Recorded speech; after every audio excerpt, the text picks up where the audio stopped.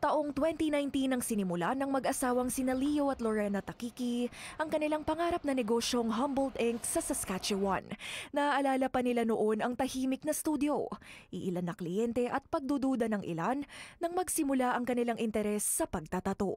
Pero taglay ng mag-asawang Pilipino, determinasyon at talento sa sining. Struggle ako kasi walang nagtitiwala sa akin. Kaya pinipilit ko na yung mga kaibigan, "Halika, tatuan na kita." Yung iba ayaw nila kasi nga wala akong experience. Struggle talaga. Even here, nag-uumpisa ako, struggle din kasi parang wala pang Pilipino nagtatato dito sa Saskatchewan. Dito sa area namin. May mga kliyente na pumupunta sa amin tapos tinatanong nila, "Talaga magtatato ka? Talaga bang nagtatato ka or trip-trip mo lang 'yan?" Pero matapos ang 6 na taon, 3 na ang kanilang naitayong branch sa probinsya.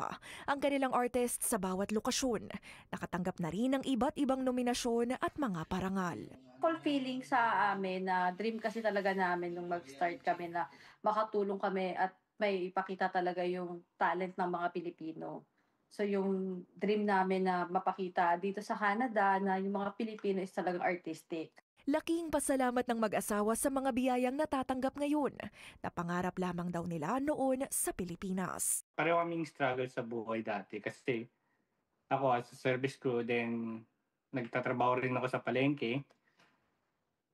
So, every morning, dinadalan ko siya ng pambaon niya. Oo, na-mention ko yun. Tapos may mga dugo-dugo pa sa mga damit ko kasi nga galing ako ng palengke. Maituturing mang matagumpay na ang negosyong Humboldt Inc. Sinisiguro pa rin nila na mas maging makabuluhan ang kontribusyon nito sa kanilang lugar sa Saskatchewan. Community kasi masyado sila talagang small kami sa Humboldt. Yung dalawang branch namin, Wynyard and Humboldt, small community siya.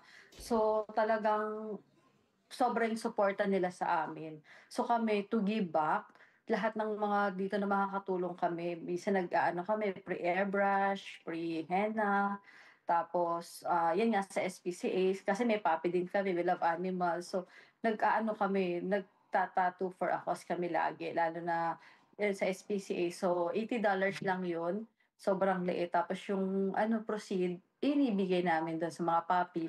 Mula sa simpleng pinanggalingan, gamit ang talento at tinta, nagmarka na ang legasiya ng mag-asawa. Patuloy din daw ang dedikasyon at pananatiling totoo sa kanilang prioridad na ang komunidad.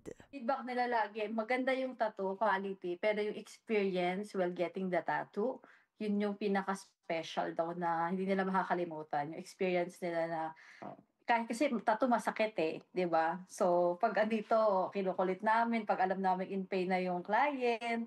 So, yan. Inaasar namin. Kung ano, nagkukulitan sila, mga Pilipino, makukulit.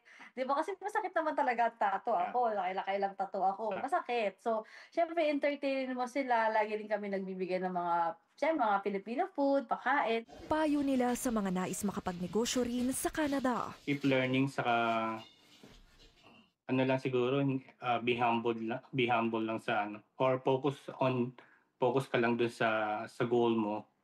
Patuloy na ibinibida ng Humboldt Inc. ang angking talento sa sining ng mga Filipino tattoo artists sa Humboldt, Wynyard at Martensville sa Saskatchewan.